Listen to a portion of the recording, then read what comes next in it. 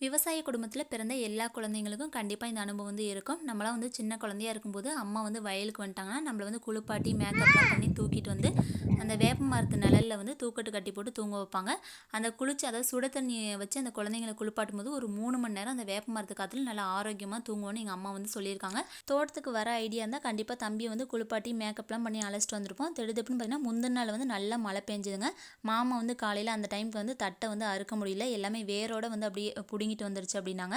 அத்தைக்கும் வந்து உடம்பு முடியாதனால நான் தம்பி அழைச்சிட்டு அப்படியே வந்து தோட்டத்துக்கு வந்துட்டேங்க. இங்கே வந்ததும் கொஞ்சமாக வந்து தட்டை வந்து அறுத்து வச்சேங்க. அப்புறம் கொஞ்சம் தூக்கத்துக்கு வந்து நை நைன்னு அழுதான். அதனால் வந்து தூக்கத்தில் போட்டு தூங்க வச்சேன். ஒரு 10 நிமிஷத்துலேயே உடனே வந்து ஏஞ்சி வந்துட்டாங்க. அன்றைக்கி அம்மாயி பார்த்தீங்கன்னா அதாவது புளிக்குழம்பு வெண்டைக்காய் புளிக்குழம்பு வந்து வச்சுருந்தாங்க. கொஞ்சமாக சாதம் போட்டு அவனுக்கும் சாப்பாடு வந்து ஊட்டி விட்டு மதியம் 1:30 மணி 2 மணிங்கிற டைம்லாம் பார்த்தீங்கன்னா மாடு கண்ணுக்குட்டி எல்லாமே இந்தமாதிரி தண்ணிக்கு விட்டு கட்டிடுவோங்க. அதுக்கப்புறம் பார்த்தீங்கன்னா அந்த மாடு கண்ணுக்குட்டி தண்ணி குடிக்கிற டைமில் இந்தமாதிரி ஆட்டுக்கொட்டையும் வந்து கூட்டி முடிச்சிருவாங்க. ஓகே ஃப்ரெண்ட்ஸ், நெக்ஸ்ட் மினி விலாகில் பார்க்கலாம். Thank you so much.